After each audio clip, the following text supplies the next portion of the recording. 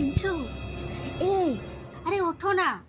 এই দেখো আমি তোমার জন্য কি এনেছি। তুমি ওঠো, হ্যাঁ ঝটপট ফ্রেশ হয়ে নাও, আমি তোমার জন্য চিকেন পকোড়া বানিয়ে আনছি।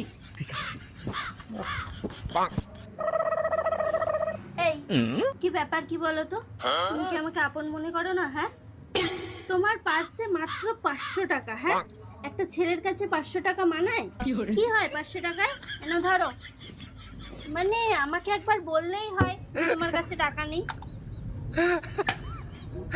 এই নাও, এসবটা তুমি রেখে দাও। বাহ,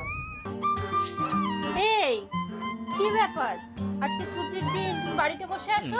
যাও গিয়ে বন্ধু বান্ধবদের সাথে একটু আড্ডা মেরে আসো। কি বলছো? যাও। হ্যাঁ যাও। সত্যি যাবো? আরে হ্যাঁ যাও, এরকম বাড়িতে বসে থাকলে ভালো লাগে?